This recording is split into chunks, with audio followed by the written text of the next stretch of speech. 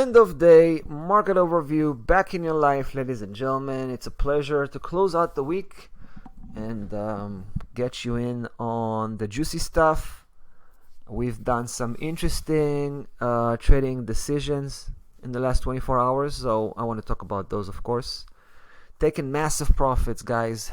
Massive profit on the Litecoin, hitting 74.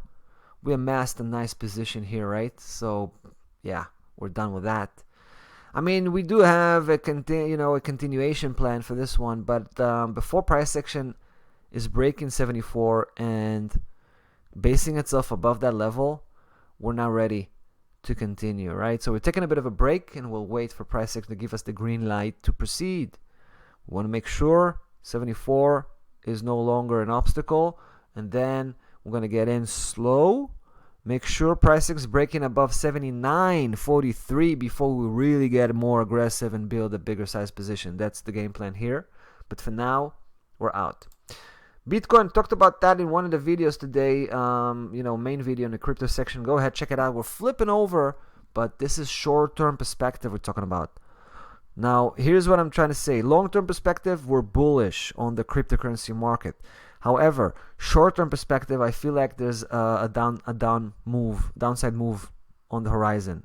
So that's reflected with a short position on the Bitcoin. We just took this one, right? Filecoin, long-term perspective again, we actually doubled up. It broke above that 603 levels. That for us was the main issue, right? We wanted price action to move forward. It did.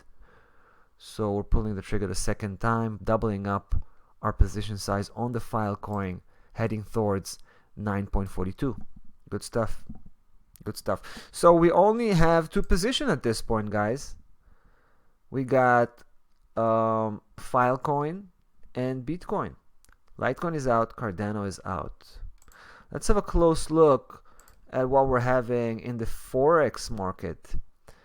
Also, quite a few changes over there. We're even more, I think we're more busy on the front here of the Forex since we have 5 active positions, believe it or not. Let's go through those. Talk about the old ones, right? The old ones, silver, is trading around break-even point, as you can see, making its way downwards slowly but surely, hopefully slowly but surely. Same with the gold. Very similar position gold, where it's kind of trading around break-even point just as well, coming up a little bit in the last 24 hours.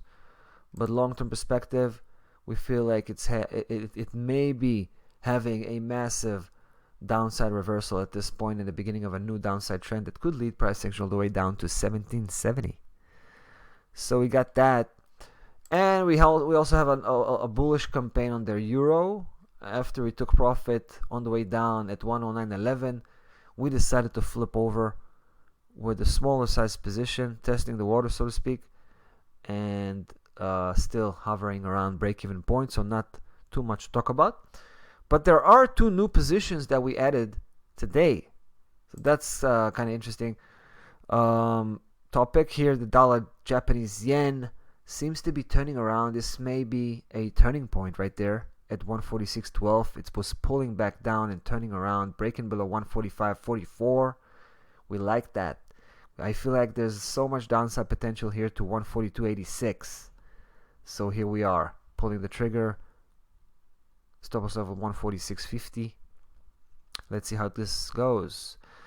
That's the first one. Second new position for the day is dollar Canadian. What I really like about the dollar Canadian, and let me get rid of this, it's a little bit distracting.